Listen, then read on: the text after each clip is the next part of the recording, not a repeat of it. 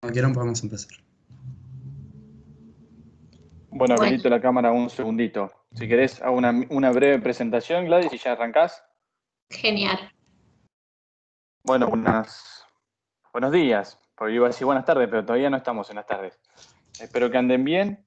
Esta es la tercera jornada y veremos si la última o no. Para lo que es el COVID.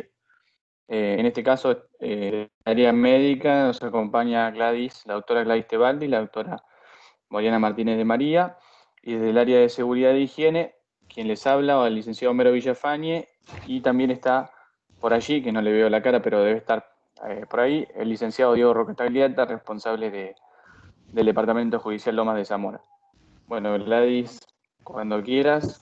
Bueno, gracias, Homero. Bueno, entonces, esta es la tercera capacitación que damos en el año sobre COVID-19. Sí, y no sabemos si será la última porque todos los días estamos frente a nuevos conocimientos científicos y actualizándonos permanentemente.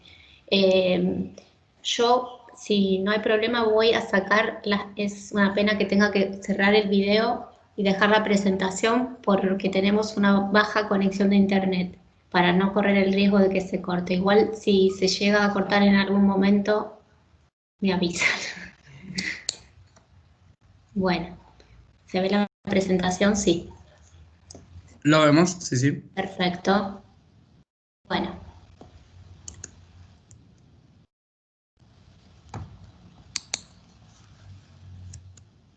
Bueno, entonces, inicialmente el objetivo es informar y crear conciencia para poder garantizar a todos los trabajadores una protección integral dentro del ámbito laboral y también recomendaciones y procedimientos para llevar a cabo en la vida en general en sociedad, ¿sí? Sabemos que estamos en presencia de un nuevo virus que en el mes de diciembre surge la primera documentación en China, en Wuhan, y es lo que nosotros denominamos un riesgo biológico. Quiere decir que es producido por un microorganismo que puede producir infecciones. En este caso, el virus tuvo una mutación, un pequeño cambio en su estructura, por lo cual es capaz de infectar a los humanos y de transmitirse de hombre a hombre. Bien. El primer caso importado en nuestro país lo tuvimos el 4 de marzo de este año y hasta informes del día de ayer de la página oficial del Ministerio de Salud, contamos con un total de casos confirmados en la provincia de Buenos Aires de 388.835 casos. Bueno, vamos a rápidamente presentarles al virus. Consiste en un virus de tipo ARN. El ARN es esta espiral que se ve en el centro de color amarilla. Es un ARN de una sola cadena, ya que hay virus que son de doble cadena. Y el ADN lo que le da al virus es la identidad, ¿sí? El nombre y apellido. Después tenemos lo que se ve en rojo, que es la envoltura del virus, que está formada por una doble capa de lípidos. Lípidos son grasas, ¿sí? En términos sencillos.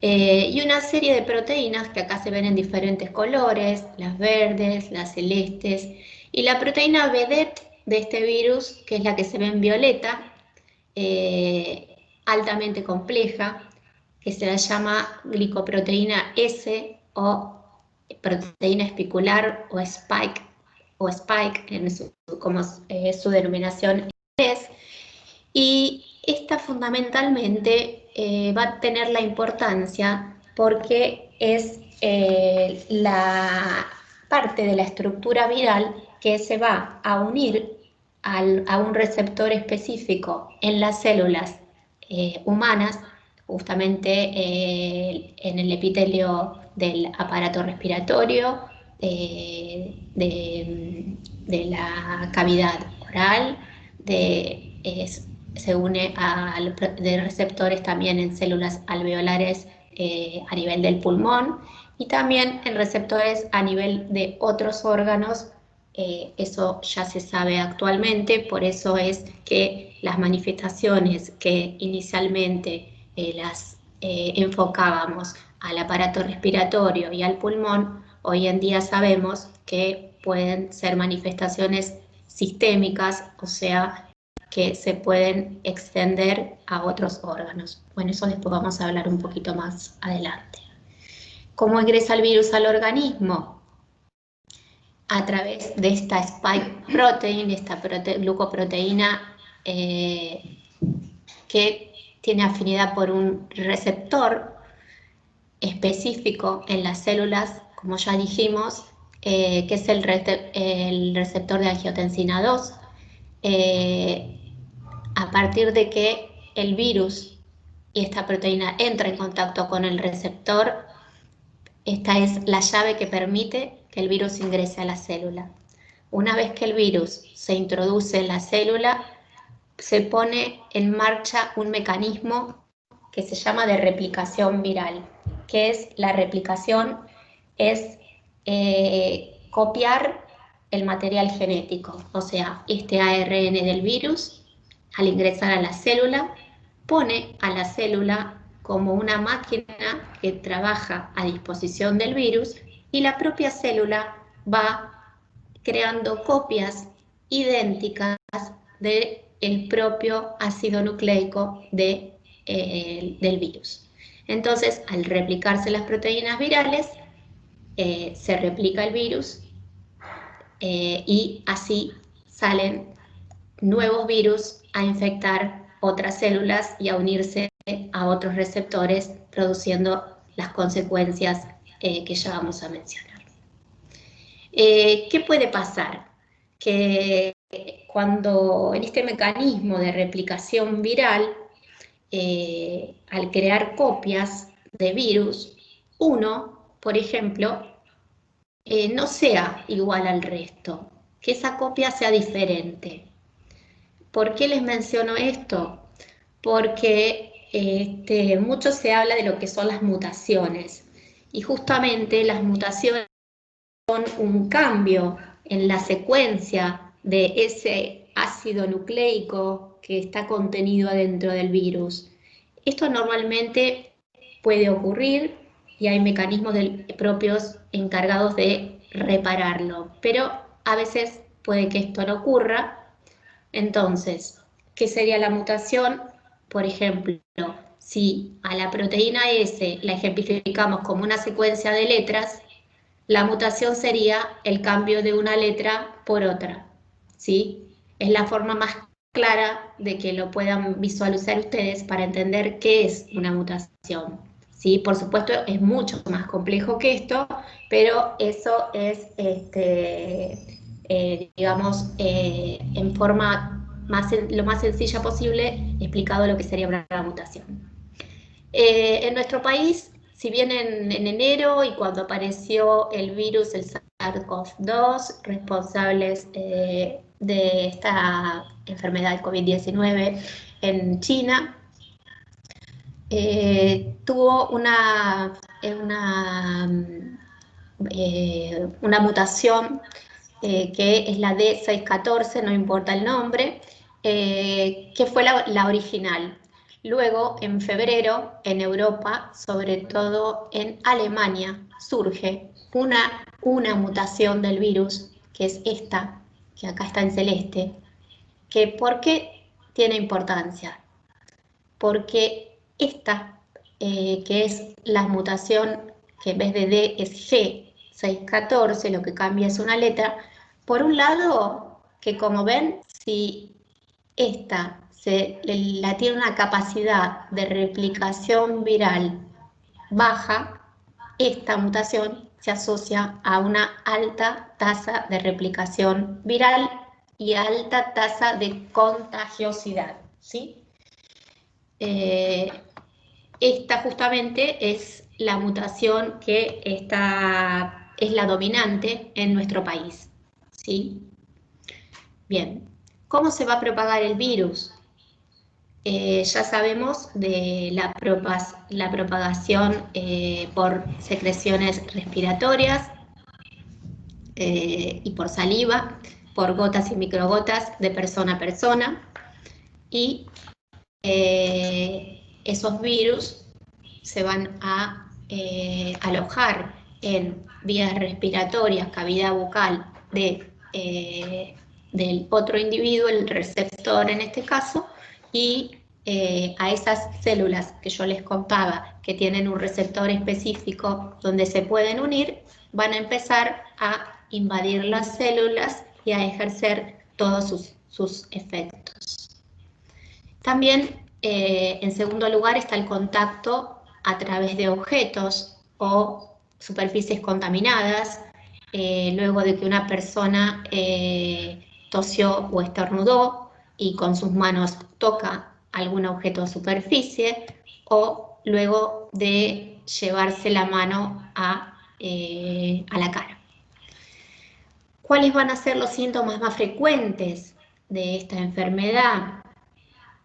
Uno de ellos es la fiebre, la tos, el dolor de garganta, la fatiga o dificultad respiratoria, la pérdida del olfato y del gusto, el dolor de cabeza, los vómitos o diarrea. Estos son los síntomas generales con los que empezamos a conocer al virus.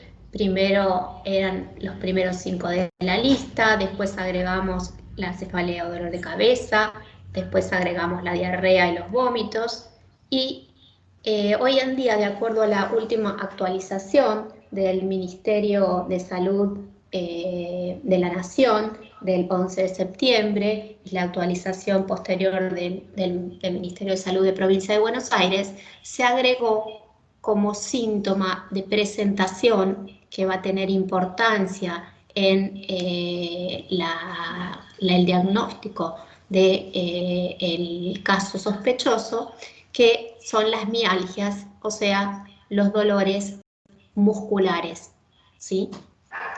Que son dolores característicos o típicos de cualquier cuadro gripal importante.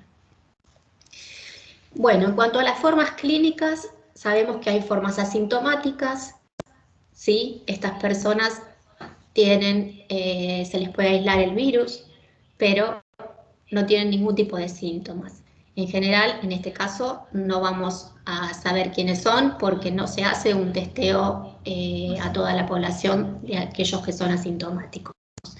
En los que presentan síntomas, que ya vamos a ver cuáles son, pueden desarrollar una enfermedad leve o moderada, con compromiso generalmente de las vías respiratorias superiores y del pulmón, o puede progresar hacia una enfermedad grave o crítica. Un 80% de los casos son formas clínicas asintomáticas, leves o moderados.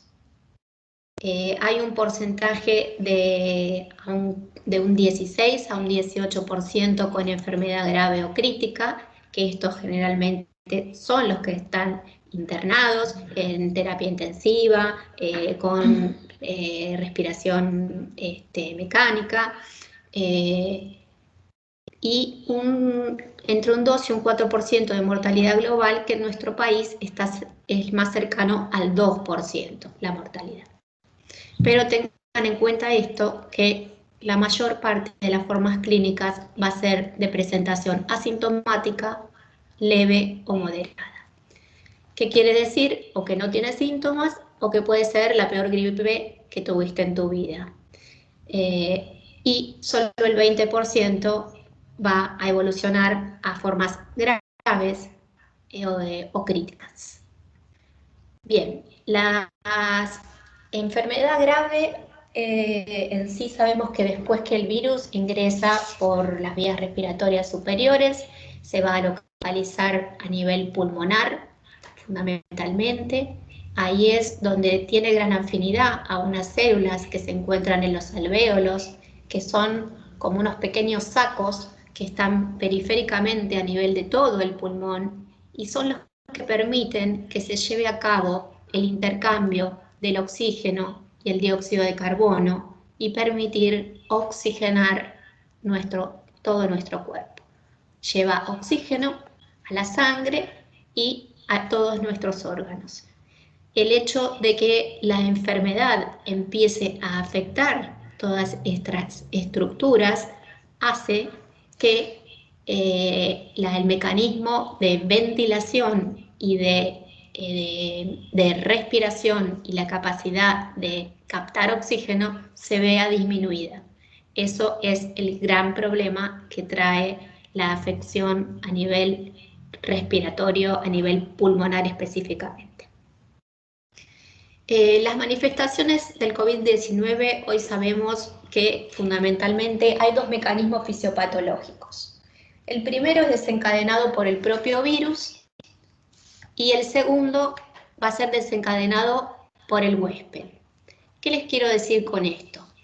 Que en primera instancia el virus, como les dijimos, es responsable de los casos asintomáticos leves moderados y graves con compromiso pulmonar, y eso es por acción directa del virus al unirse al receptor específico que tiene en cada célula. Eso es la etapa inicial de la enfermedad. El 80% de los casos va a llegar hasta ahí y los síntomas van a remitir y el paciente va a ser dado de alta. Hay casos en los que esto no ocurre, se desencadena una etapa secundaria, que es una respuesta en la que el huésped, o sea, el organismo humano, tiene mucha implicancia porque genera lo que se llama una respuesta inflamatoria sistémica extrapulmonar. O sea, ya ahí la enfermedad deja de estar alojada exclusivamente en el pulmón y se disemina, por decirlo de alguna forma, a otros órganos, ¿sí?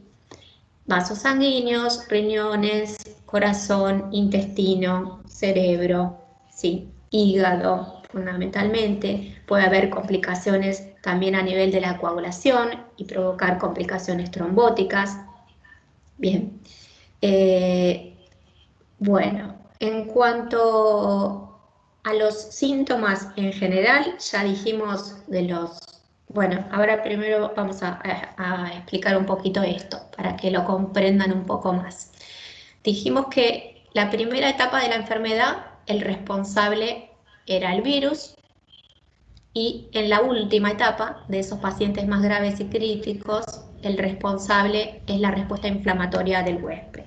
¿Por qué es esto?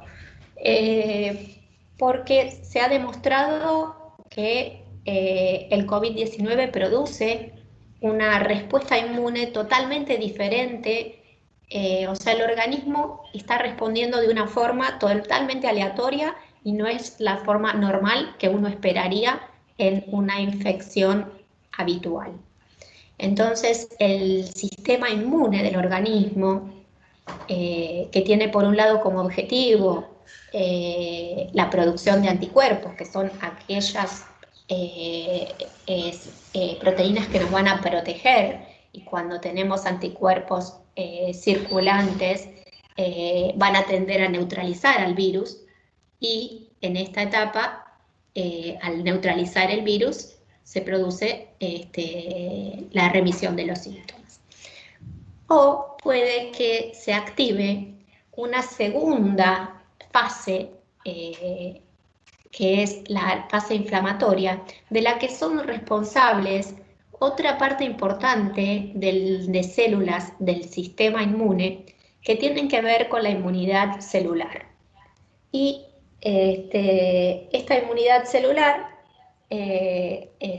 significa que hay un montón de células que producen sustancias que son marcadores inflamatorios que van a producir respuesta exagerada en diferentes células y diferentes órganos.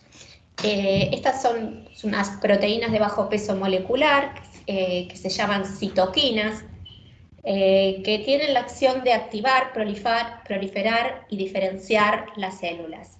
Y son las responsables del daño multiorgánico, o sea, de esta etapa complicada de la enfermedad. Es lo que los infectólogos y la bibliografía se llama como tormenta de citoquinas, y un poco lo que quería expresar ese dibujo, que el virus en forma indirecta, pero desencadena esa respuesta inflamatoria en el huésped. Y esto, representado un poquito más gráfico, habla de la etapa inicial de la enfermedad, la evolución a través del tiempo, la importancia que tiene la fase de respuesta viral, la carga viral y la replicación del virus dentro del organismo. Ya esto, cuando pasamos a una fase donde el virus se localiza a nivel fundamentalmente del pulmón, comienzan a haber los primeros respuestas de tipo inflamatorio que yo les comentaba, y esta fase de respuesta inflamatoria, que es una inflamación exagerada, o ya les dije otra vez, reitero, es una respuesta diferente a la que se produce habitualmente. Ya sí se vio que la respuesta inmune humoral, o sea, en cuanto a la producción de anticuerpos, ya es un virus que se comporta diferente a otros, porque no hay un correlato entre la producción de inmunoglobulinas protectoras, o sea, de anticuerpos en el suero, y la clínica de los pacientes. Hay incluso hasta un 10% de pacientes que no producen anticuerpos, o sea, que no tienen respuesta, o tienen muy bajos títulos de anticuerpos, lo cual ya habla de que el sistema inmune está respondiendo en forma diferente. Y esto un poco quiere implicar que a mayor tiempo y mayor respuesta inflamatoria, mayor severidad de la enfermedad, ¿sí? Esto lo esquematicé en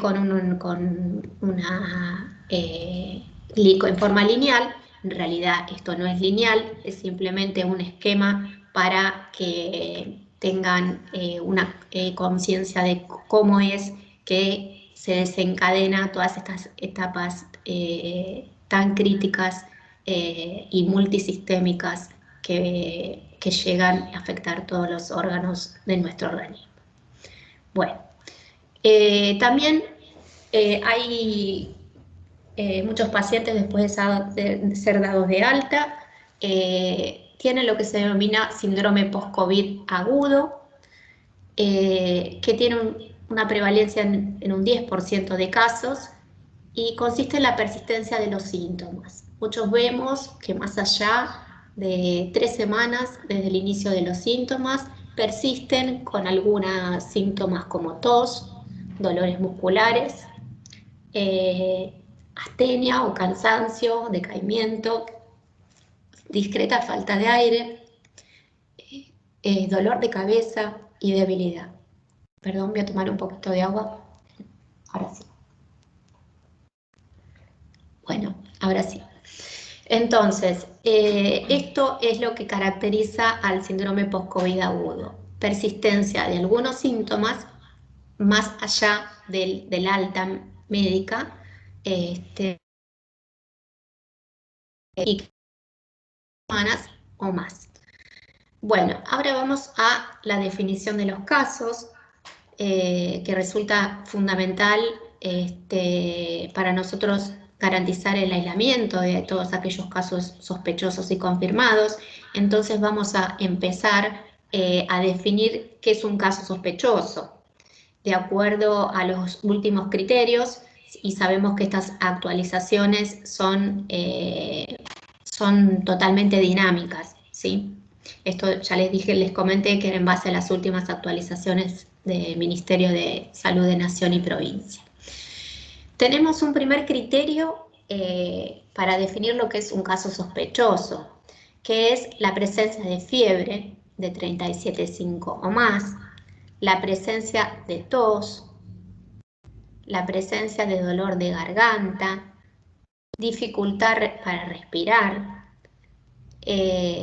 dolores musculares, que es el síntoma que les decía que se agregó en la última oportunidad, la última actualización, dolor de cabeza y diarrea o vómitos. Toda persona que tenga 2 o más de los siguientes síntomas es un caso sospechoso, siempre y cuando no exista otra causa que explique completamente la presentación clínica del cuadro. También es importante remarcar que diarrea y vómitos no se consideran 2 síntomas, sino se considera uno solo. Por eso se ponen juntos y están separados por una barra.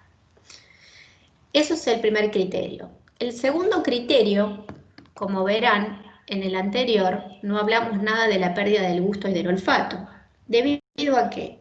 A que la pérdida repentina, tanto del gusto como del olfato, sin ninguna otra causa que lo justifique, ya constituye un caso confirmado de COVID por criterio clínico epidemiológico.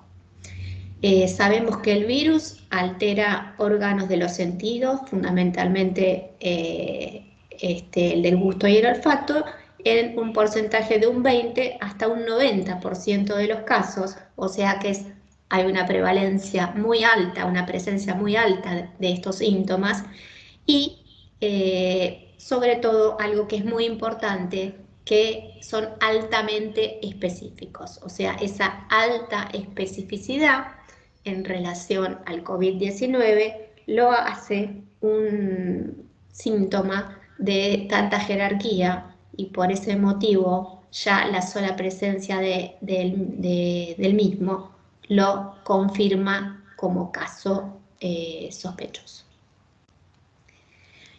El criterio 2 habla de que sea un contacto estrecho de un caso confirmado por laboratorio, que dentro de los 14 días posteriores al contacto presente uno, acá ya no son 2 sino 1 o más de estos síntomas: fiebre, tos, dolor de garganta o dificultad para respirar, o la pérdida repentina del gusto del olfato, otra vez en este caso dándole la jerarquía y la importancia que tiene por la alta prevalencia y especificidad de estos síntomas.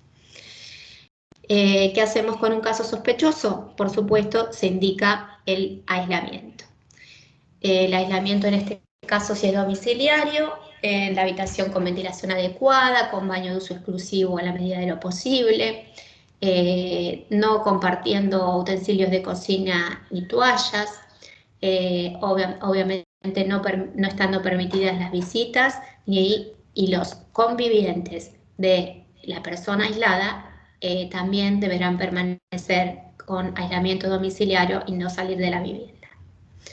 Bien, ¿qué debo hacer si tengo síntomas compatibles?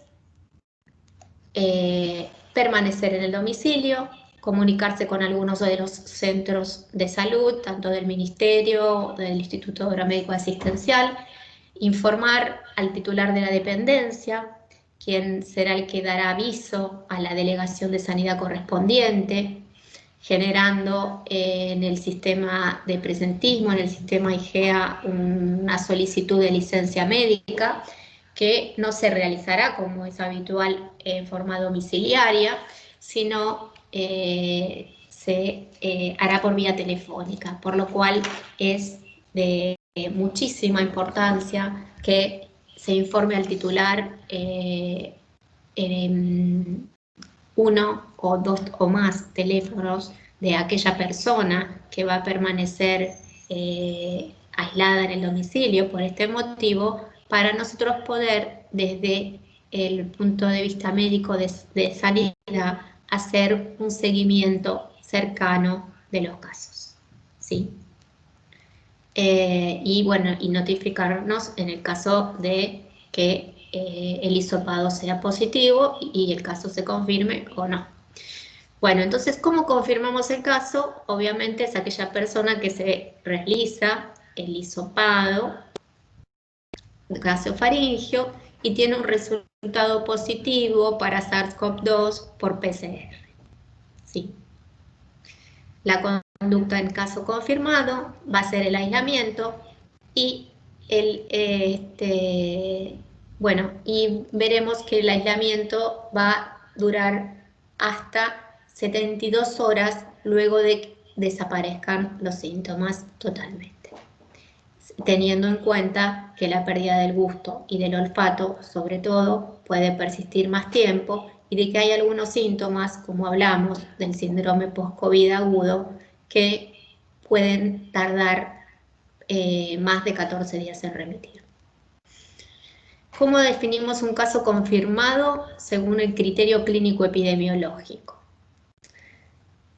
Es aquel caso sospechoso que tiene 2 o más de los siguientes síntomas, que son fiebre, tos, dolor de garganta, dificultad para respirar, vómitos, diarrea, cefalea o mialgias, en este caso todos englobados como un síntoma, o sea que cualquiera de estos equivale a 1, y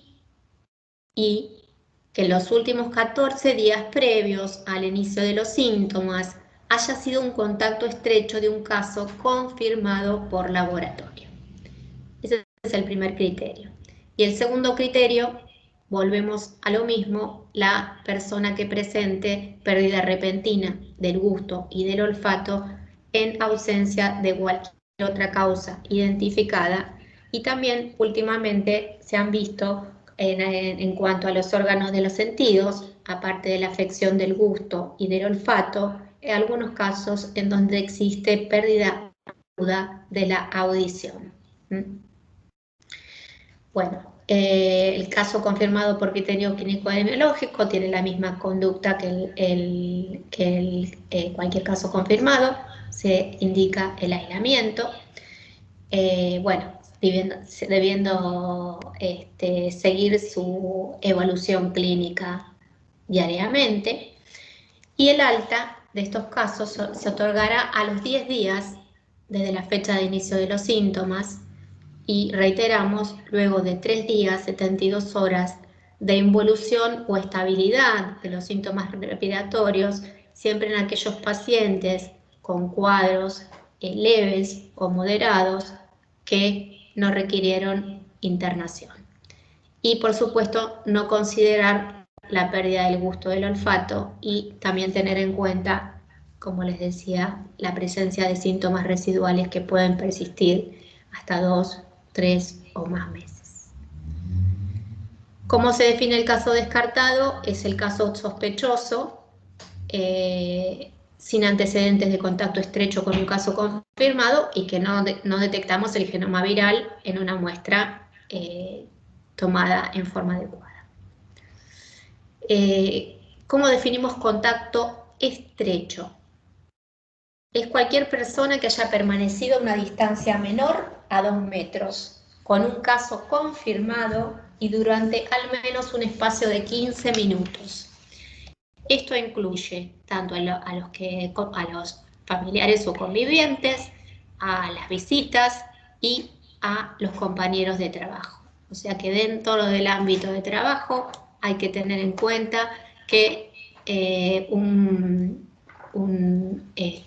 contacto estrecho, lo definiríamos como aquel que ha estado a menos de 2 metros durante más de 15 minutos y en general sin protección respiratoria, ¿no? Sin uso de mascarilla. También es un contacto estrecho la persona que haya proporcionado cuidados a un caso confirmado y tampoco haya utilizado las medidas de protección adecuadas, o toda persona que viva en instituciones cerradas como geriátricos u hogares de ancianos. Bueno. En la conducta de los contactos estrechos sería el aislamiento durante 14 días, que es el periodo máximo que se ha visto que puede ser el periodo máximo de incubación, o sea, el periodo hasta el cual es esperable que se presenten los síntomas. ¿Cómo protegernos? Acá voy a ir un poquito más rápido, todas las medidas de prevención, hoy Diego las va a explicar muy claramente, así que vamos a hablar en general respecto al lavado de manos, medidas de higiene respiratoria, uso de tapaboca, nariz o mascarilla y el distanciamiento social. En primer lugar, el lavado de manos, cuando lo debemos hacer, al ingresar a la vivienda o al trabajo, antes y después de manipular basura, comer o manipular alimentos, luego de haber tocado superficies públicas, luego de ir al baño y luego de manipular llaves, dinero o animales. ¿Con qué se realiza? Con agua y jabón, alcohol en gel o solución de alcohol al 70%. ¿Qué importancia tiene esto? El jabón sabemos que tiene una parte que es afín a los lípidos y una parte que es afín al agua. Entonces, nosotros si recordamos lo que dijimos al principio, el virus está envuelto por una estructura que es de lípidos, o sea, de grasa.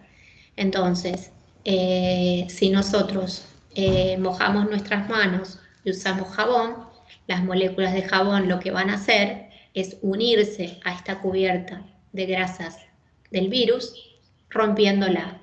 De esa forma, el virus se fragmenta, se destruye y puede ser arrastrado por el agua.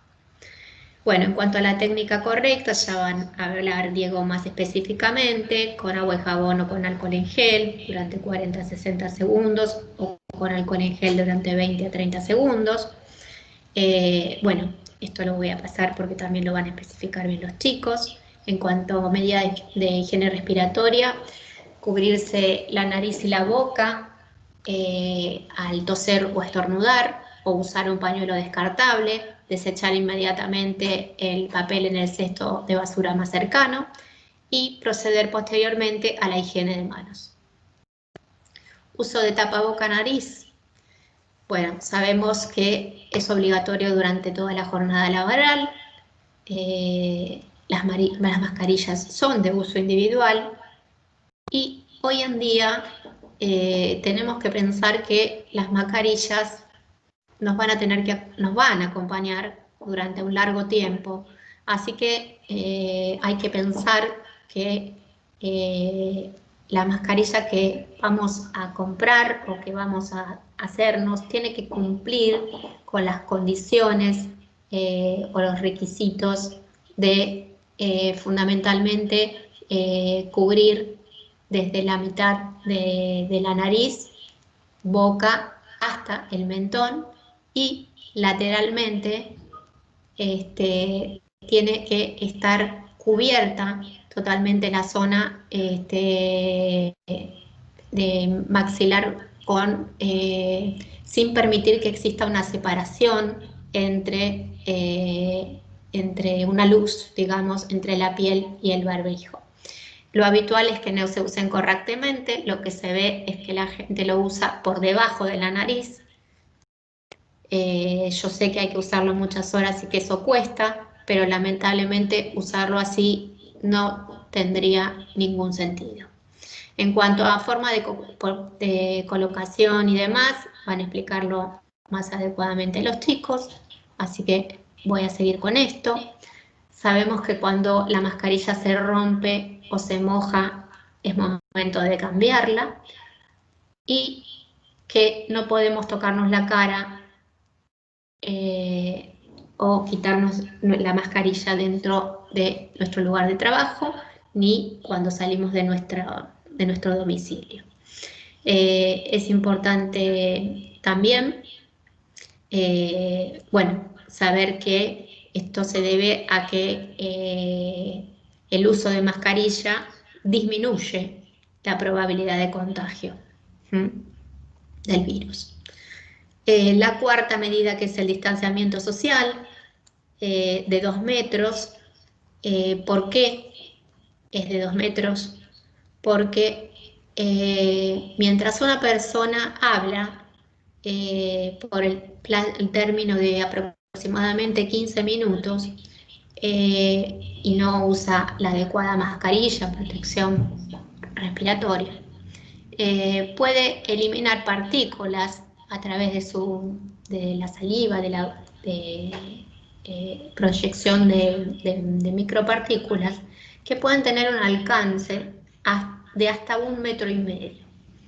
Y que si esta persona tose, estornuda, canta o grita, esta distancia puede extenderse hasta los 2 metros. Ese sería el justificativo de esta distancia recomendada socialmente de 2 metros. Sabemos del poder del distanciamiento social y también sabemos de como recomendación, la quinta sería recomendación, la prohibición de reunirse en grupos, sobre todo dentro de las oficinas, tratar de que sean grupos de no más de 2 personas o 3 como mucho en los casos que sean necesarios, y siempre con las medidas de prevención adecuadas y procediendo a ventilar bien los ambientes. Bueno, este es un gráfico que les quería mostrar porque es muy interesante, porque así como hablamos de en forma separada de la distancia, así como hablamos en forma separada de la mascarilla y en forma separada de lo que puede producir el hablar y el tiempo, qué riesgo de transmisión se le infiere a cada persona. Este es un trabajo presentado en British Journal of Medicine de agosto del 2020, que esquematiza muy claramente qué es lo que pasa si una persona está sin barbijo y está al aire libre, pero con distancia social, o en el interior bien ventilado con distancia social, en el interior mal ventilado con distancia social, y si está al aire libre, o en el interior bien o mal ventilado, pero no hay distancia social. Entonces acá estamos combinando los factores a tener en cuenta para establecer un riesgo relativo cualitativo.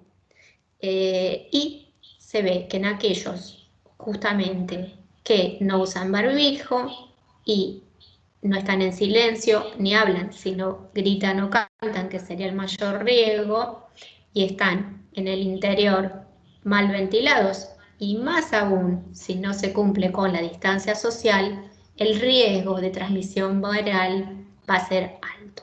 O sea, todo lo que se ve en rojo es riesgo alto. ¿Y qué pasa si este sujeto, todos estos, usan tapabocas o tapanariz-boca? Ven cómo el área roja, la superficie roja, se disminuye muchísimo. O sea, ya en el interior, como al aire libre, o el interior esté bien o mal ventilado, vemos, comparando, fíjense, con el anterior, cómo cambia el riesgo de transmisión y la importancia de esto, de reiterar el uso de mascarilla y el mantenimiento de la distancia social, por supuesto con el adecuado higiene de manos. Todo esto agregándole, por supuesto, factores que tienen que ver con el propio individuo, la carga viral, la inmunidad del huésped. O sea, esto no es lo único, pero digamos, son las herramientas con las que tenemos a mano para recomendar y poder estar protegidos nosotros y proteger a los que nos rodean. Bueno, importante no concurrir al lugar de trabajo si hay síntomas compatibles con COVID, no realizar reuniones en espacios reducidos, no más de una persona cada 4 metros cuadrados, no compartir utensilios, cubiertos, mate, tazas, etc. Y la limpieza y desinfección de superficies y objetos de uso frecuente, que ya también van a hacer hincapié en un ratito de algo. Bueno, y después aquellas personas que tuvieron COVID-19, lo importante de tener un gesto solidario y voluntario de ingresar en un ensayo clínico nacional que constituye hoy en día una alternativa del tratamiento. Sabemos que no hay tratamientos curativos que estén establecidos hasta el presente. No hay nada que sea eficaz 100%, pero en la provincia de Buenos Aires se inició el 15 de mayo el registro único de donantes de plasma de convalecientes. ¿Qué quiere decir? Son aquellos que tuvieron coronavirus y tienen anticuerpos circulantes, a los cuales se les realiza por un procedimiento que se denomina féresis la separación de la sangre en células y por otro lado el plasma, que es el suero, lo que comúnmente se llama el suero. Ese suero es el que se separa y el que se va a administrar a aquellos pacientes que ingresen en el protocolo y que así lo requieran. Hasta el día de la fecha, en la provincia de Buenos Aires, son más de 3.200 los pacientes que ingresaron a este ensayo clínico de plasma de convaleciente. 1.200 fueron los donantes de plasma voluntarios en la provincia. Generalmente las donantes fueron mujeres de edad, son jóvenes, y en su mayor número de la ciudad de La Plata. Eso en cuanto a registros otorgados por el Ministerio de Salud. Bueno, todos aquellos que tuvieron COVID y luego de 28 días de recuperados pueden ser candidatos a donar plasma. Los mismos requisitos de cualquier persona que dona sangre: tener entre 18 y 65 años, pesar más de 50 kilos, gozar de buena salud y obviamente cumplir con todo los requisitos previos que va a establecer el servicio de hemoterapia provincial. Bueno, muchas gracias por su atención y bueno, finalmente los dejo acá con una frase que dice que no es el más fuerte ni el más inteligente el que sobrevive, sino aquel que se adapta a los cambios. Y justamente estamos en un periodo de adaptación a los cambios, donde es fundamental que incorporemos estos nuevos hábitos en forma responsable, y bueno, y de eso va a depender mucho lo que pase en el futuro, porque todavía si bien existen muchos proyectos de vacuna en curso, no contamos con una inmunidad duradera para el virus, si es que va a existir en algún momento o no. Así que bueno, con esto los dejo y bueno, espero que les haya sido claro y de utilidad los conceptos.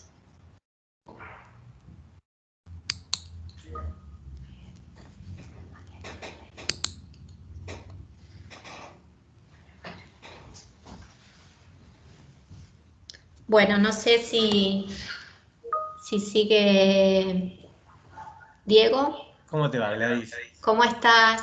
Bien, todo bien. Bueno, traté de no hablar mucho de lo que tienen que hablar ustedes, No, así perfecto, la verdad que me pareció espectacular la charla que acabas de dar. Sí, aplausos. Me gustó mucho el tema de lo que hablaste del plasma. Puntualmente, eso que hablaste le salvó la vida a mi papá hace una semana que le dieron de alta, así que no lo tomen a menos. Eso. bravo. Sí, así hay que Eh, hacer. Bueno, un gesto solidario y voluntario que muchas veces puede salvar muchas vidas. Sí, Exactamente. sí. Bien, si me permitís, quería hacer una aclaración, no porque lo que hayas dicho esté mal, está perfecto, sino por una situación puntual que nos pasó en uno de los departamentos que tengo a cargo. Em, en un momento hablaste de lo que es los contactos estrechos, que se los toma cuando fueron contactos estrechos de un caso confirmado. Esto es así. El punto es que cuando hablamos de esto quizás no contamos con la psiquis de la persona que lo está escuchando y quiero hacer la aclaración justamente por eso. Nos pasó en uno de los departamentos judiciales de una persona que dijo tener los síntomas, pero omitió mencionar los contactos estrechos, porque justamente lo que consideró era de que no lo tenía que decir hasta que no tenga el test positivo en la mano. Claro. Y esto generó un gran problema. Nosotros en el Poder Judicial lo que hacemos es como medida preventiva, obviamente que bajo el criterio de los profesionales médicos, ¿no? Nosotros del área de seguridad y higiene no tomamos parte en eso, sí los médicos. Lo que hace el médico, según su criterio personal de cada caso, es determinar si se deben aislar a las personas hasta tanto y en cuanto se determine si el caso es estrecho o no, por una medida de prevención. Por lo cual, independientemente de que el caso todavía no tenga el positivo, está bueno que las personas no omitan, ¿no? Las personas con las cuales hayan podido llegar a tener un contacto estrecho. Eso era la aclaración, nada más. Perfecto. Muchas gracias, Diego, porque por ahí eso está bueno aclararlo, Mm, que nosotros es la conducta que tomamos en la Dirección General de Sanidad, en todas exactamente, las dependencias, que es aislar aquellos contactos estrechos de un caso sospechoso hasta tanto el caso se confirme. Si no se confirma, la persona vuelve a trabajar y si no, si se confirma, seguirá con el aislamiento correspondiente. Perfecto. Gracias exactamente. por la aclaración, por si no había quedado ese punto claro. Perfecto. Sí, sí, Gracias. porque justamente nos pasó esa situación. Las personas en ese momento de tensión, de nerviosismo, quizás lo omiten y está bueno que lo tengan presente, que es muy, pero muy importante que den las personas con las cuales hayan podido llegar a tener contacto para que lo más rápido posible se los aísle. Bueno, arrancamos. Bueno, Em, adelante. a ver.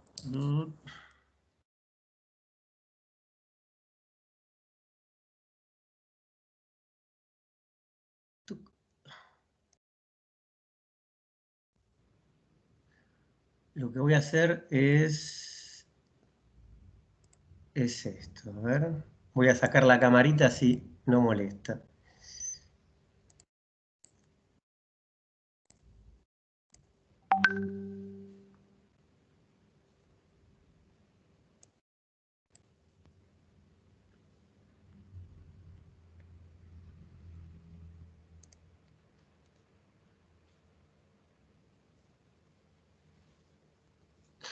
Bueno, bueno, algo de esto estuvo hablando Gladys. A ver, aguárdenme. No, perdón. Estábamos acá. Ahora sí. Algo de esto, como les decía, estuvo hablando Gladys del uso del tapaboca, el uso correcto del tapabocas. ¿Por qué debemos usar el tapabocas? Sabemos que una de las mayores formas en las cuales se da contagio al COVID es por medio de las gotículas que se transportan en el aire, las gotículas de flush, de saliva, por lo cual es muy importante minimizar la propagación de ellas mediante el uso correcto del tapabocas. En la imagen de la derecha tenemos a una persona usando el tapabocas. Fíjense que tiene que cubrir la parte de la nariz, la parte de arriba de la nariz, y tiene que llevar a cubrir la parte de abajo del mentón. Obviamente vamos a ver por la calle un montón de personas que lo único que cubren es la boca. Esto es completamente incorrecto porque sabemos que también pueden salir las microgotículas por la nariz. A ver, ahí está. Estaba con el perro encima. Bien, ¿cómo lo colocamos el tapabocas? Vamos a ver que tenemos dos tipos de tapabocas, unos que vienen con elástico y otros que vienen con tiras. En el caso de las tiras, vamos a agarrar cada una de ellas y las vamos a colocar por detrás de las orejas. La forma de colocación básicamente es muy fácil y creo que a la fecha ya es algo bastante bien aprendido. En cuanto a lo que son los tapabocas con tiras, vamos a primero colocar las tiras de la parte de arriba, la parte superior, por arriba de la parte de la cabeza, y luego las de abajo. Para retirarlo lo vamos a hacer de manera inversa. Primero retiramos las de abajo, luego las de arriba. En la imagen de la derecha vemos lo que comenté en la filmina anterior, inclusive por Gladys, el uso incorrecto del tapabocas. En esto tenemos que hacer principal hincapié que es fundamental que el resto de las personas circundantes a nuestro lugar, ya sea de trabajo, en la calle o en donde fuere, lo usen correctamente. En las capacitaciones que venimos dando hacemos una aclaración en cuanto a destacar que el tapabocas no es un elemento de protección personal por las características que tiene. Lo que hace es más bien un elemento de seguridad colectivo, si se lo quiere llamar de alguna forma. ¿Por qué? Porque al yo usar el tapabocas, no es que me estoy cuidando yo. El 90% de lo que estoy haciendo es evitar la propagación. Por lo cual, si un tercero no lo usa de manera correcta, a nosotros nos debe importar y muchísimo, porque la probabilidad no es de que él se contagie, sino de que él nos contagie a nosotros.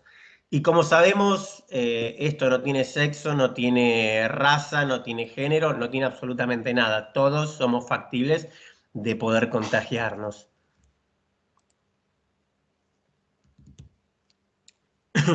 Bien, en cuanto a lo que es la higiene respiratoria, cuando nos referimos a esto, nos referimos a las personas que, bueno, quizás tengan que toser, estornudar, le puede pasar a cualquiera. Es fundamental hacerlo con el tapabocas colocado e inclusive hacerlo en el pliegue del codo.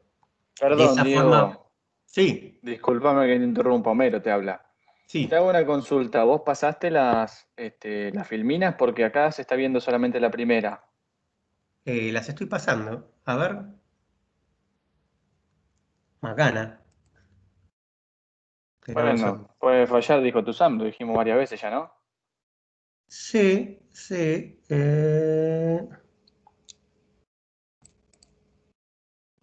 A ver.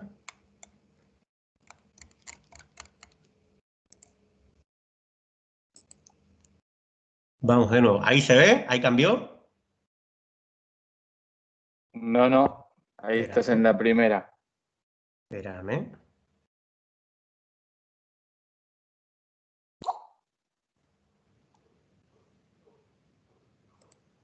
Ahí dice higiene respiratoria.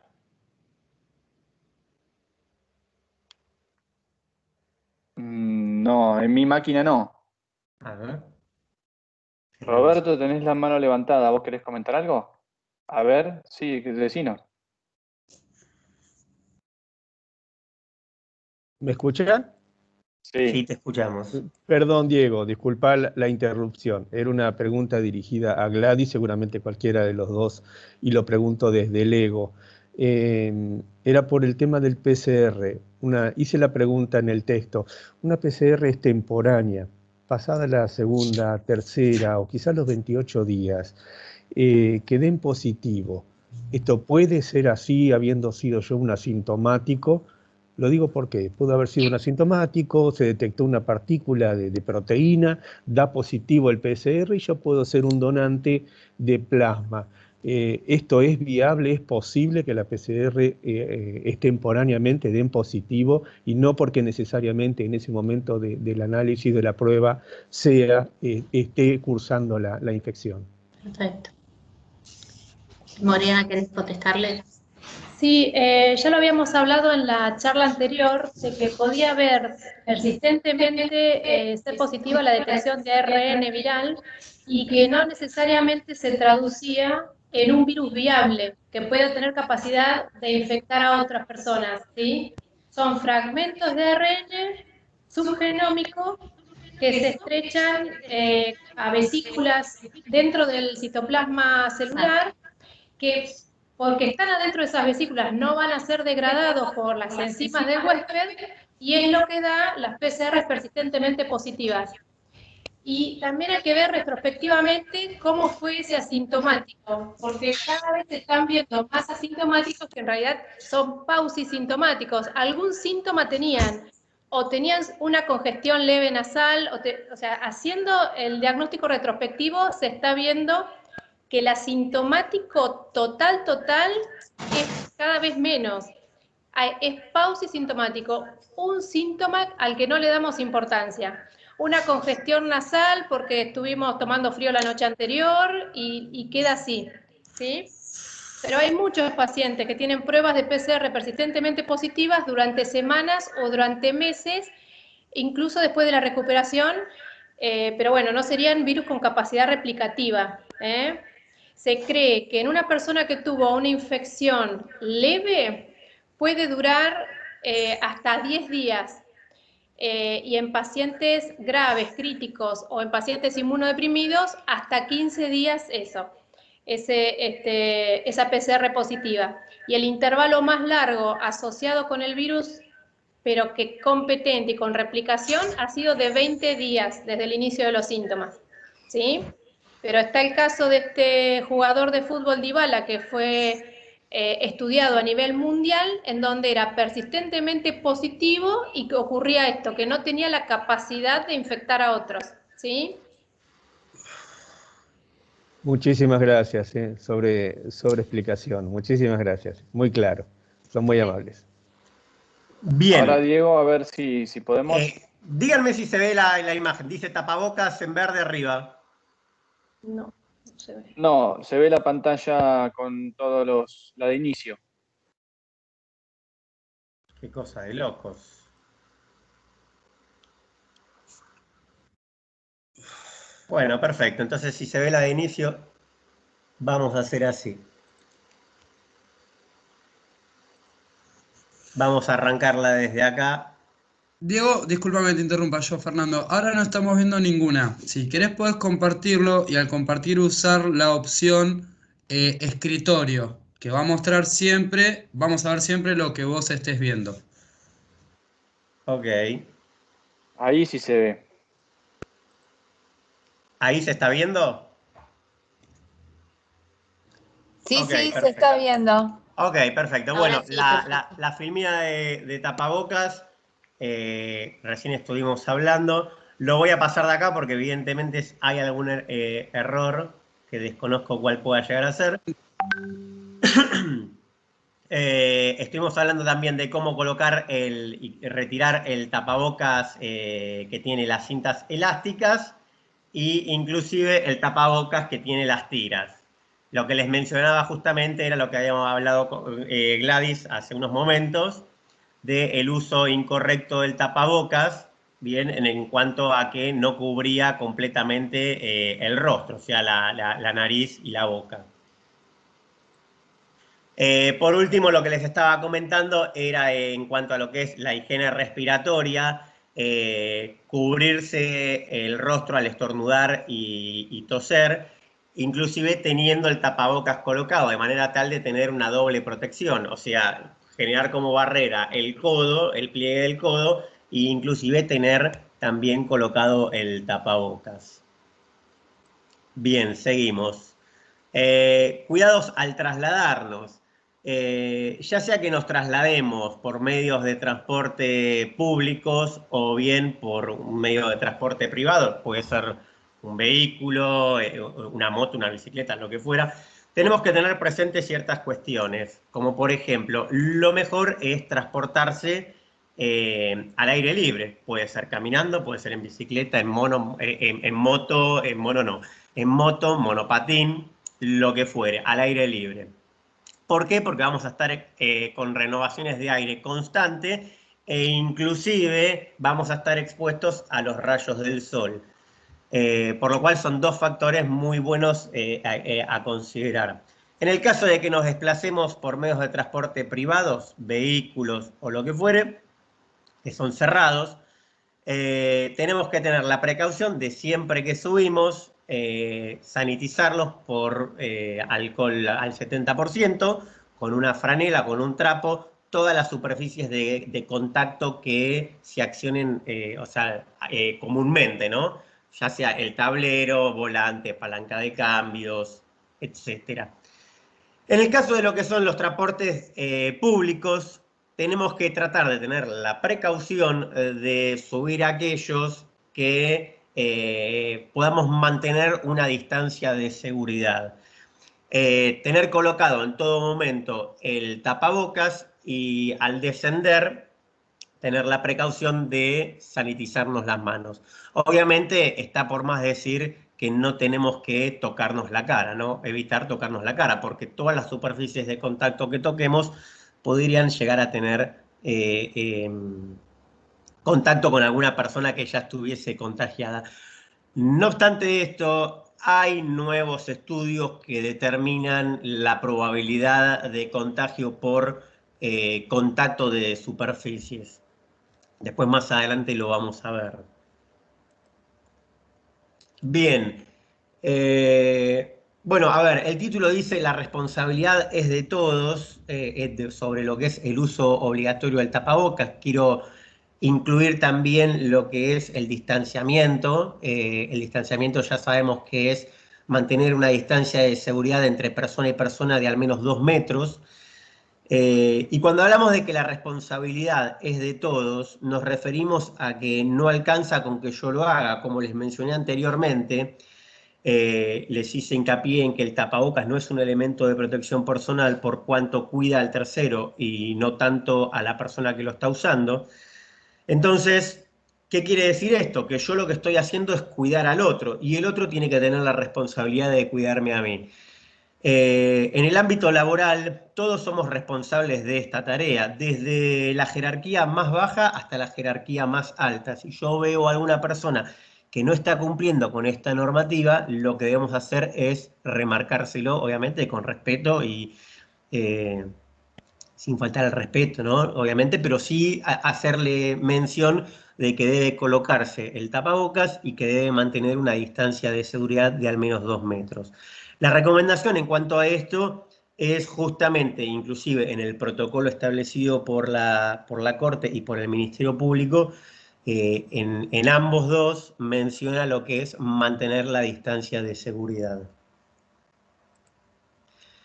En cuanto a lo que son las recomendaciones de seguridad, ¿no? Recomendaciones generales, vamos a tener en el punto central, fíjense, lo que es el distanciamiento de por lo menos 2 metros de distancia entre personas y personas, estornudar y toser con el pliegue del codo, manteniendo siempre colocado el tapabocas, lavarse las manos con la mayor frecuencia posible y cuando esto no sea posible, obviamente usar algún tipo de sanitizante, puede ser alcohol en gel, alcohol al 70%, evitar llevarse las manos a la cara, ya que la cara es la mayor zona en la cual yo puedo tener los microorganismos que pueden transmitir la enfermedad, ¿no?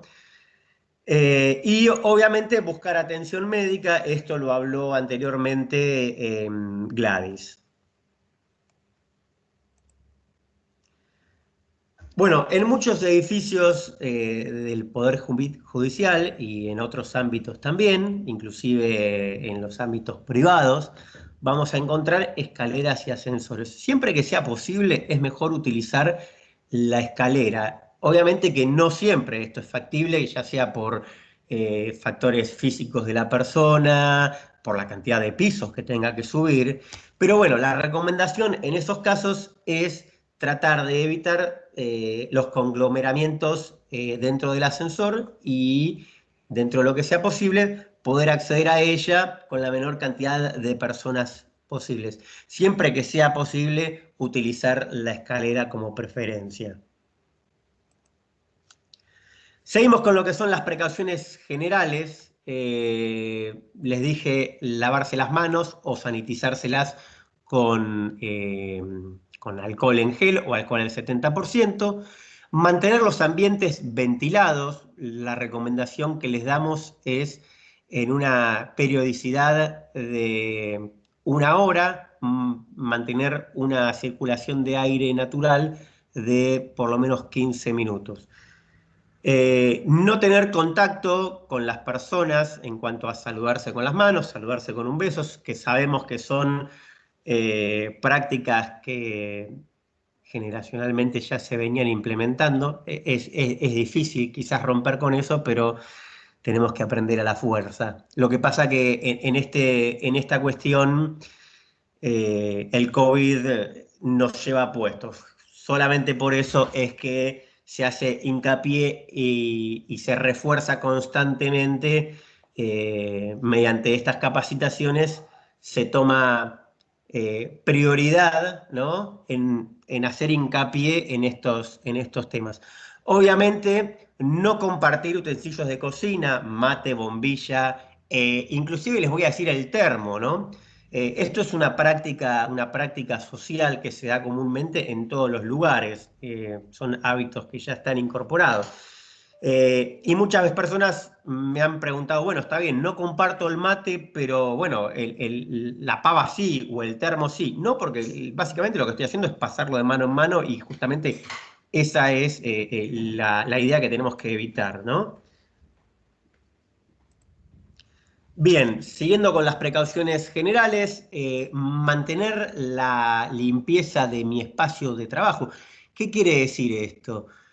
Mi espacio de trabajo, hago referencia a lo que es mi escritorio, la computadora, la silla donde me siento, ¿no? Es el espacio de trabajo circundante al lugar en donde yo estoy. Sabemos todos que la gran mayoría del personal hoy está haciendo trabajos desde la casa. Hay una mínima cantidad de personal que está trabajando presencialmente. Esta situación también incluye a lo que es el personal de limpieza, por lo cual están trabajando a sobredemanda, en cierto modo, ¿no?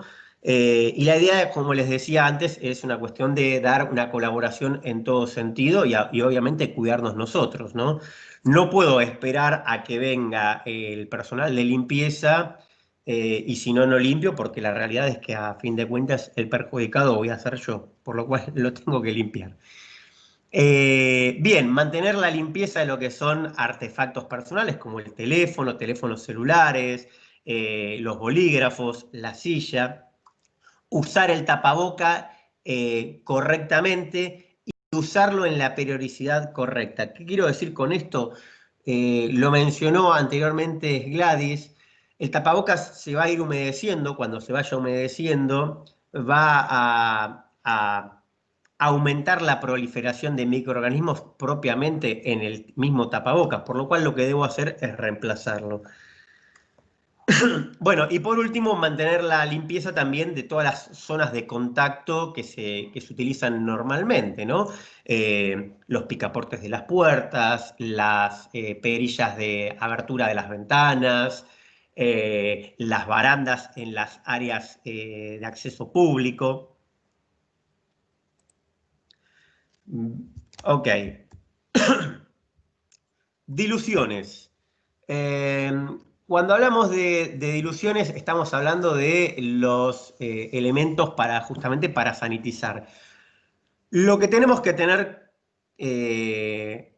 puntualmente a destacar en esto es, primero, que existe un protocolo, que es el protocolo número 22, que está vigente y está circulando dentro de lo que es el ámbito del Poder Judicial.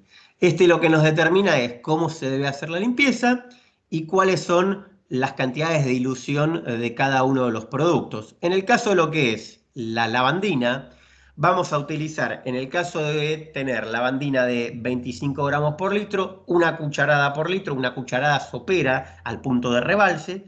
En el caso de tener al 55 gramos por litro, una cucharada. En el caso de ser 25 gramos por litro, van a ser 2 cucharadas.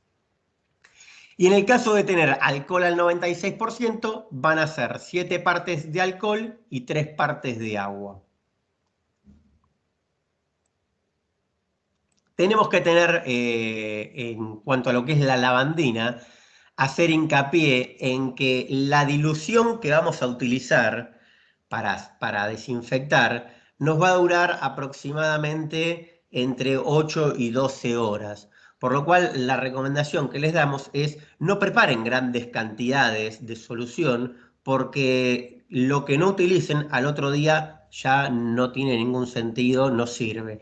Y también para lo que es la limpieza e higiene de sus hogares, tengan presente que al comprar la lavandina, esta no debe tener una fecha de elaboración, ¿no?, de envasado, mayor a, la recomendación es 2 meses. ¿Por qué? Porque va a seguir teniendo viscosidad, va a tener olor a lavandina, color de lavandina, pero básicamente va a perder las propiedades por las cuales va a ser efectiva para desinfectar. Ok, atención al público. Cuando hablamos de atención al público, tenemos que tener presente que independientemente del personal que va a ejercer la tarea de atención al público, la responsabilidad en cuanto al mantenimiento del orden dentro de los edificios nos corresponde y nos compete a todos. Volvemos a que la responsabilidad justamente es de todo el personal judicial en su conjunto. Si yo veo a una persona que no está manteniendo la distancia de seguridad, una persona del público, o bien no está usando el tapabocas, como les mencioné anteriormente, lo que debemos hacer es remarcárselo. Y en el caso de que no acate la recomendación, bueno, se tendrá que llamar al personal de seguridad o lo que fuere. Pero la recomendación es que esta responsabilidad le compete a todo el personal judicial en su conjunto. Bien, puntualmente lo que es la mesa de entradas de atención al público, esta va a contar con una mampara de protección que va a separar al personal judicial del público. El personal que desarrolle esta tarea se va a parar a una distancia de 1 metro de lo que va a ser la mesa de entrada, y el público debe hacer también por su parte exactamente lo mismo. De cada uno de los lados de la mampara va a haber un bolígrafo y un alcohol en gel sanitizante, con el cual, cuando se termine la atención de cada una de las personas, se va a sanitizar el bolígrafo de ambos lados. Bueno, por último, cabe mencionar que aparte del tapabocas, el personal que atienda en las mesas de entradas también va a tener una careta facial. Bien, cuidados al llegar a nuestras casas. Lo que debemos hacer es dejar la ropa con la cual venimos del exterior, la ropa con la cual fuimos a trabajar, a un costado de la puerta. Debemos proceder a sanitizarnos las manos y dirigirnos al baño. Nos duchamos y posteriormente lo que hacemos es lavar la ropa. En los casos en los cuales no se pueda lavar la ropa, les pongo un ejemplo, un traje, la recomendación que les damos es dejarlo expuesto a los rayos del sol la mayor cantidad de tiempo posible. Porque si no, imagínense que básicamente no podemos estar llevando se me fue de la cabeza a la tintorería, ahí está, a la tintorería todos los días un traje, ¿no? Bien, casos sospechosos o confirmados. Bueno, un poquito de esto estuvo hablando Gladys, después lo aclaramos. Lo que vamos a hacer mención sobre esto es que la recomendación es hacer grupos de trabajo que sean encapsulados en cuanto al tiempo de trabajo, o sea que ese grupo de trabajo trabaje durante un periodo de tiempo de 15 días y después se rote. Porque si no, básicamente no tiene sentido. O sea, si yo voy a rotar todos los días a mi personal, básicamente termina siendo lo mismo.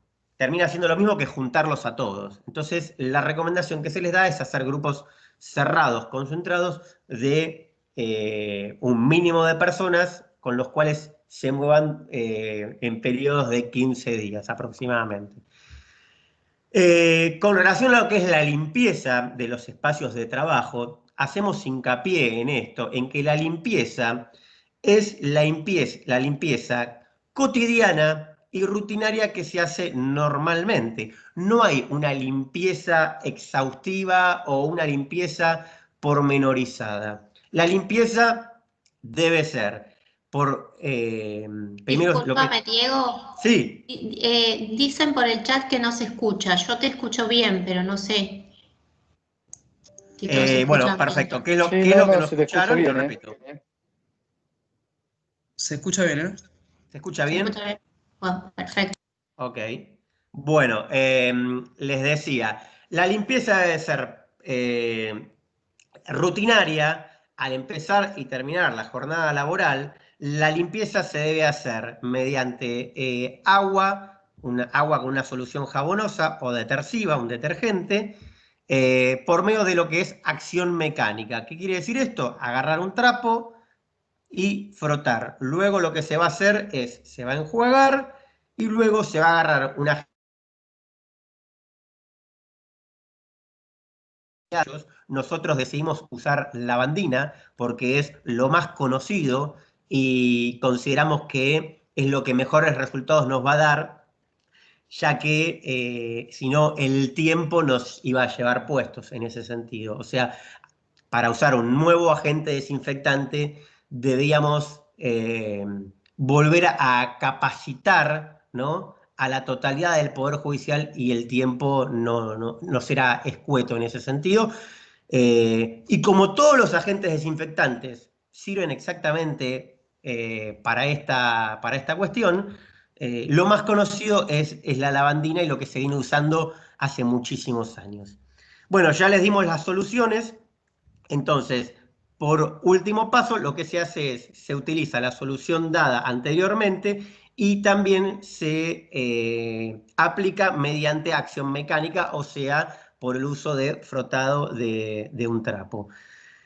Quiero aclarar que el rociado de los agentes desinfectantes, sin lo que es la acción mecánica, no es del todo efectivo. Esto lo aclaro porque se ve en muchos lugares que lo que hacen es vienen con el rociador, le tiran y se creen de que no. Les voy a poner un ejemplo. Si yo agarrase una pintura blanca sobre una pared negra y la rocío, van a quedar un montón de puntos negros. Bueno, en esos puntos el desinfectante no actuó. Entonces, por eso es que es muy importante la acción mecánica. Esa es la forma correcta de limpiar y desinfectar. Gladys anteriormente les explicó, les habló de la membrana lipídica, de cómo penetra el agente detersivo, inclusive el alcohol al 70%. Es muy importante que el alcohol sea siempre al 70% y no en una concentración de 96%. ¿Ok?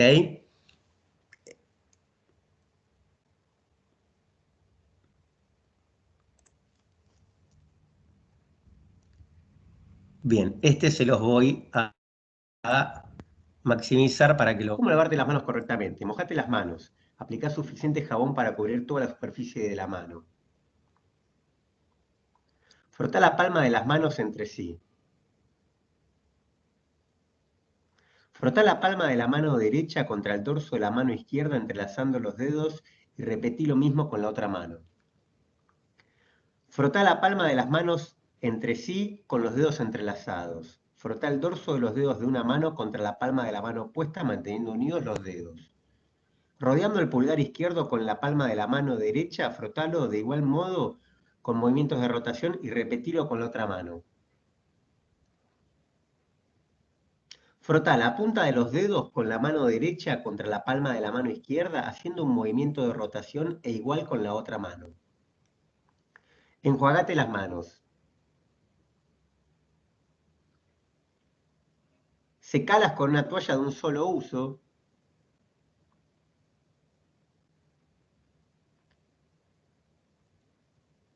Y usá la toalla para cerrar la canilla.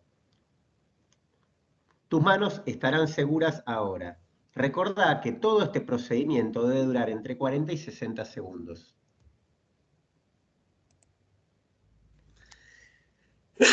Bien, seguimos. Bueno, estas son dos filminas que agregamos. Igual Gladys estuvo también haciendo mención algo sobre esto. Y nos habla de las probabilidades de contagio. Independientemente de lo que son, ya sean las probabilidades bajas, moderadas o altas, la recomendación... Perdón que te interrumpa. Sí. ¿Pasaste de Filmina? Sí. A ver, Porque espera. se sigue Ahí está. viendo. Ahora Ahí sí. se ve. Ahora Ok. sí. Sí, está andando mal el power, no sé por qué, pero bueno. Les decía que independientemente de la probabilidad de contagio que podamos llegar a tener, me voy a permitir contarles la experiencia personal que yo tuve con relación a mi papá. Yo lo tuve 17 días internado a él. Él es una persona que realmente no sale de su casa desde que arrancó esto. Lo podría inclusive hasta considerar ermitaño. Salía a la puerta, a una feria que se hace en la puerta al aire libre para comprar verduras y carne. Y después se volvía a la casa y se contagió. Entonces, quiero hacer hincapié en que si bien la probabilidad de contagio puede ser alta, moderada o baja, el riesgo cero no existe, por cuanto la mejor prevención es el cuidado constante y continuo, porque en el momento en los cuales nos descuidemos es ahí en donde nos vamos a contagiar.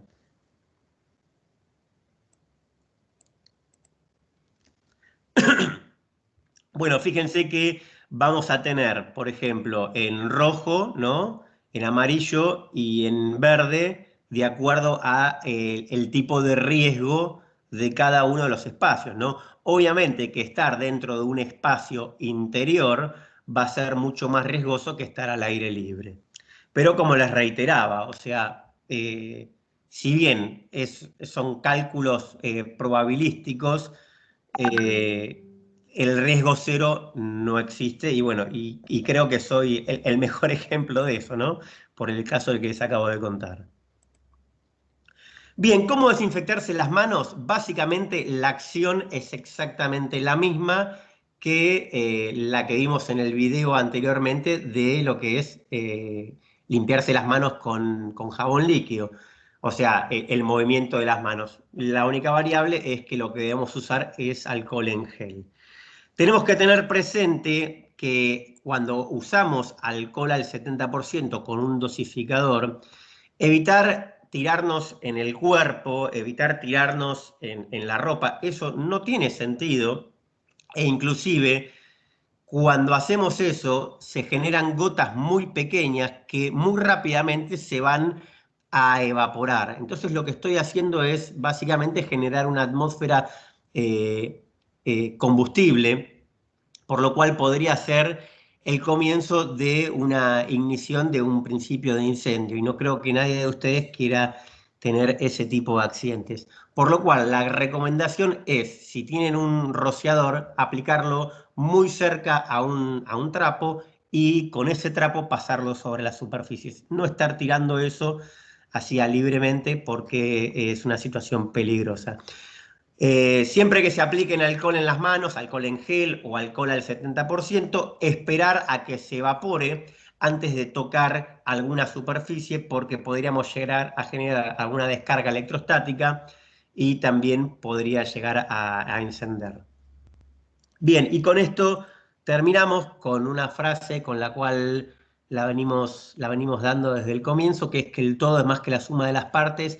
La idea es que entre todos podamos hacer más que de a uno individualmente, ¿no? La colaboración es fundamental en todo el conjunto de la población judicial para que salgamos adelante y tengamos la menor cantidad de contagiados. Bueno, les agradezco a todos por la participación.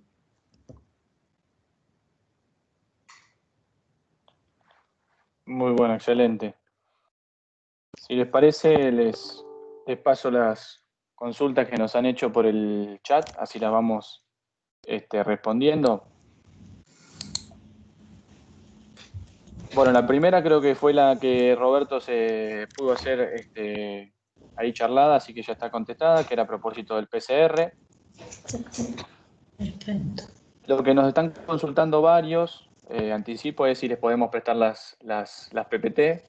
Calculo que no habría ningún inconveniente en pasar la PPT hay o subirlas. inconveniente, por lo menos de mi parte Así que inconveniente. Igual aclaro que los videos se suben como vínculo asociados a la jornada en actividades a distancia. Están subidos los dos de las presentaciones anteriores y seguramente en breve lo van a subir, pero igualmente el que se quiera contactar para disponer del material en PowerPoint, no va a haber inconveniente tampoco.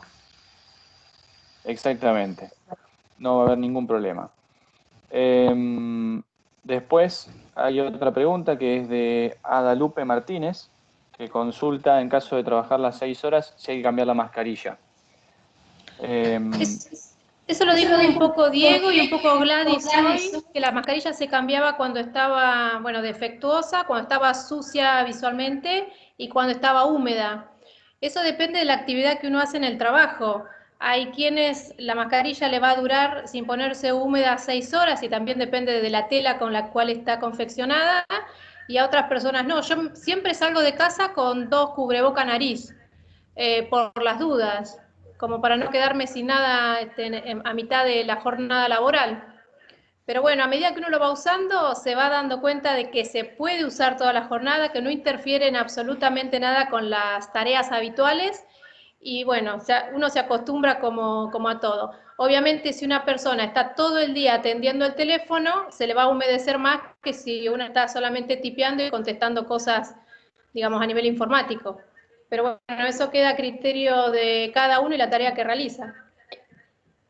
Exactamente. Como un agregado a lo que decía Moriana, yo aprovecho, esperen que voy a ver si la internet no está andando muy bien y el día nublado no ayuda, pero más allá de eso, si se me escucha, voy a hacer un agregado y hay algunas notas que sacó el CONICET indicando cómo sería ideal realizar la mascarilla para poder establecer una duración y demás. Obviamente, como también lo comentó Diego, al no ser un elemento de protección personal y no tener una homologación o una certificación, es muy difícil establecer o decir, como por ejemplo sí pasa con los famosos N95, que hoy en día ya todos los conocemos, decir dura tanto tiempo.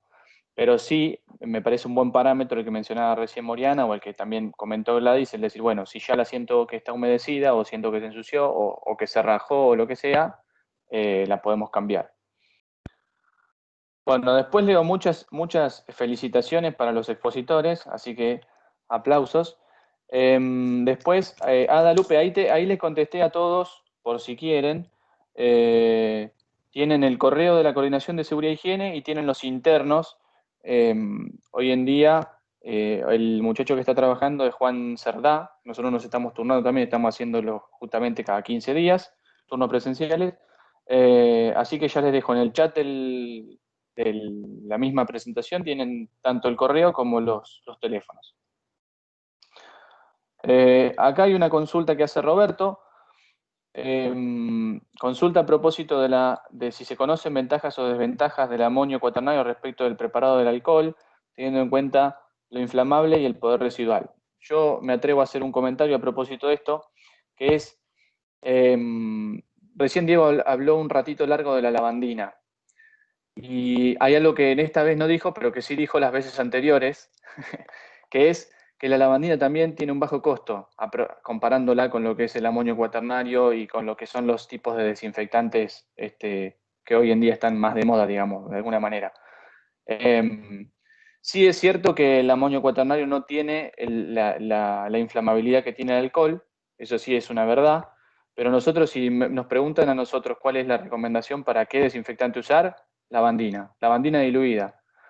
Que es lo más económico, lo más conocido y lo más efectivo. Perdón, Homer. Sí. También lo que tienen que tener presente sobre la lavandina y el amonio, bueno, justamente, o sea, uno cuando escucha un producto nuevo se cree que eso es mejor. La lavandina es exactamente lo mismo, es otro de los miles de desinfectantes que existen. Lo que tenemos que tener presente sobre la lavandina para su correcto uso y para no hacer macanas es usar las proporciones de dilución que les mencioné. Si no usan esas proporciones, cualquier producto desinfectante que utilicen, inclusive puede ser nocivo. Entonces, las proporciones son esas. Lo que va a pasar si usan lavandina pura, primero que no va a actuar de la forma que tiene que actuar. Segundo, que va a ser súper alcalina, por lo cual todas las superficies metálicas las va a dañar, y inclusive si le salpican la ropa también le va a manchar la ropa. Entonces, pero esto es para todos los productos desinfectantes. Todos los productos desinfectantes tienen sus consideraciones de seguridad, ¿ok? La lavandina, nosotros optamos por la lavandina porque es el producto más conocido y el más económico para cuidar lo que es la salud. Nada más. Bien. Sí, sobre el tema de los desinfectantes, hoy en día hay ético y moral. Seguramente escucharon también que ahora hay cabinas para desinfectar gente, hay cabinas de ozono para desinfectar gente. Bueno, todo eso está mal, es paupérrimo. Pero bueno, será cuestión de otra charla. Después, Ada Lupe nos consulta la careta facial del personal de la mesa, la atención al público la va a proveer el Poder Judicial. Sí, debería ser así. Ya rápidamente te contesto, tanto como los protectores que se han colocado, los protectores que confeccionaron las delegaciones de arquitectura, que hoy en día la Dirección de Arquitectura está trabajando en un protector que sea duradero. Lo decimos con conocimiento de causa porque nos están consultando a nosotros para ver cómo tratar de abordar todas las condiciones. Si no tienen ningún tipo de protector de este estilo como para la mesa de entrada o como para la atención en general, debería habérseles provisto una careta facial para la gente que atiende. Eso entiendo yo que se está tramitando por ante las delegaciones de administración. Y a ver si hay alguna consulta más, sigo bajando. Acá, bueno, acá pregunta Máximo Maciel, ¿en qué proporción hay que armar la lavandina para desinfectar y que no manche la ropa? Vos, Diego, algo habías mencionado, ¿querés? Hay 2 o 3 medidas en las cuales van a encontrar en los supermercados lavandinas que vienen en una proporción de 55 gramos por litro. Lo dice en la misma etiqueta. Hay otras que vienen en 25 gramos por litro y otras que son más concentradas que vienen en 60 gramos por litro. Las de 55 gramos por litro es una cucharada sopera por litro de agua al punto de rebalse, o sea, prácticamente cuando ya empieza a rebalsar. Eso en el caso de que sea 55 gramos por litro. Si es 25 gramos por litro, son 2 cucharadas soperas, porque la concentración en la que viene es la mitad, ¿no? Obviamente. Y siempre es fundamental tener presente que debemos fijarnos en la etiqueta la fecha de envasado en fábrica. Como les dije, debería estar más o menos entre los 2 meses. No van a encontrar una que se haya salido ayer, porque imagínense que desde que sale de la fábrica, primero va al depósito del mayorista y toda esa movida, hasta que llega al supermercado, pasa un tiempo. Entonces va a estar entre los 2 meses y medio, 3 meses. La idea en cuanto a la lavandina es que no compren una lavandina que no sea más de 1 litro. No compren una lavandina más grande que 1 litro porque la van a tirar. Imagínense que si ustedes usan una cucharada por litro de agua, que la recomendación es que inclusive preparen medio litro de agua, están tirando la plata. O sea, no compren una lavandina que no sea más de 1 litro. ¿Ok? Esa es la recomendación que les damos.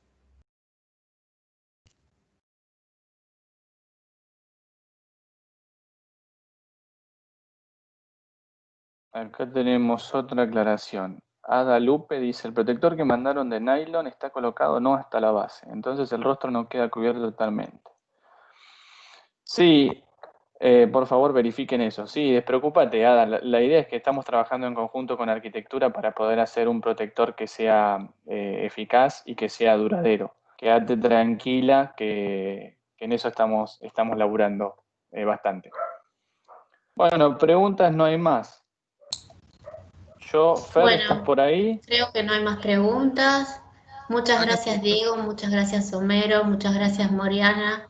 Como siempre, un equipo Gracias a todos. fantástico. Así que, bueno, esperemos otra vez encontrarnos juntos acá a hablar de algún tema que nos convoque, o siguiendo hablando de COVID, porque para esto tenemos todavía un tiempo largo. Así que, bueno, si no hay más preguntas, gracias Fernando Fasano. Saludo. Fernando, Gracias, Fernando. estudios judiciales, que Siempre. estás ahí al toque con todo. Y bueno, con respecto al video, yo contesté que se subía, está correcto.